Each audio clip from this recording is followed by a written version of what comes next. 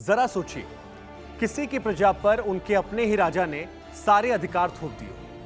अपनी खुशी और अपनी क्रूरता के लिए वो राजा अपनी प्रजा पर क्रूरता की सारी हदों को पार कर जाता हो। छोटी छोटी गलतियों पर उनकी चमड़ियां उधड़वा देता हो, उनकी सांसें रुकवा दिया करता हो। जहां पर व्यक्ति की गलती की सजा उनकी अगली 2 पीढ़ियों को दी जाती हो। जहां का राजा अपनी प्रजा के खाने से लेकर उनके जीने तक पर अपना हक समझता हो, उस प्रजा का हाल क्या होगा? वो प्रजा कैसे उस राजा के साए में जी रही होगी? ये जो बातें हम आपको बता रहे हैं, दरअसल ये कोई कहानी नहीं है, ये हकीकत है एक राजा की, नॉर्थ कोरिया के सनकी तानाशाह किम जोंग उन की। 1948 में शुरू हुई democratic people's republic of Korea ने देश की हर गतिविधि को छिपा कर रखा। हालांकि तानाशाह किम जोंग उन की जिंदगी उतनी रहस्यमय नहीं रही।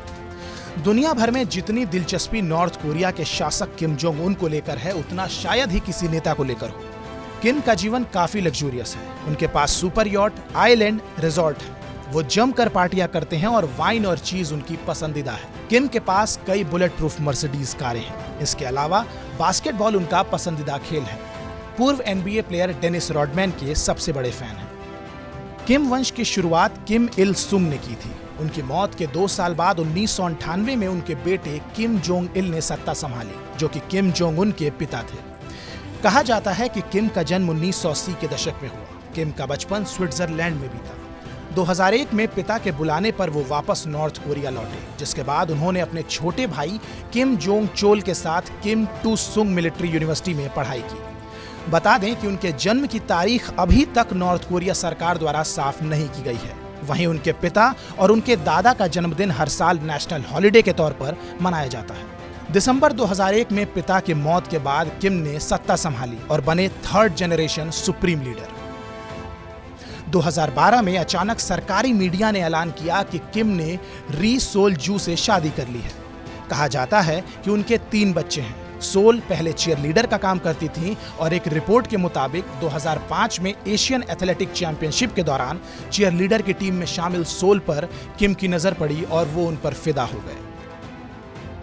2013 में मीडिया रिपोर्ट्स के मुताबिक किम जोंग उन ने अपने फूफा चोंग सोंग थाइक को मौत की सजा सुना दी। चोंग किम के खास सलाहकार थे। एक दिन अचानक उन्हें कम्युनिस्ट पार्टी के अहम पद से हटा दिया गया और राजद्रोह और भ्रष्टाचार के आरोप में उन्हें फांसी की सजा दे दी गई। धीरे धीरे किम ने न्यूक्लियर आर्म्स प्रोग्राम भी मजबूत किया। महज 6 सालों में किम सरकार ने लगभग 89 मिसाइल टेस्ट किए, जो उनके पिता और दादा के कार्यकाल के दौरान किए गए टेस्ट से कहीं ज्यादा है।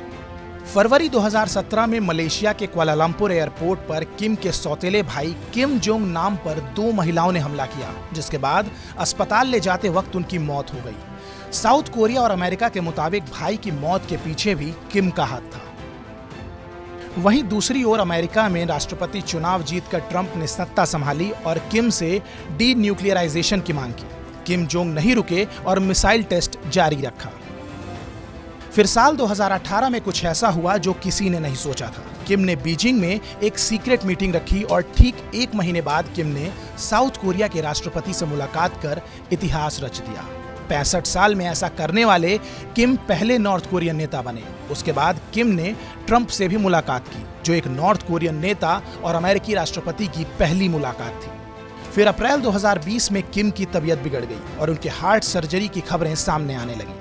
15 अप्रैल को वो अपने पिता के जन्मोत्सव पर भी नहीं नजर आए। अब कहा जा रहा है कि वो कोरोना की वजह से बाहर नहीं निकल रहे हैं।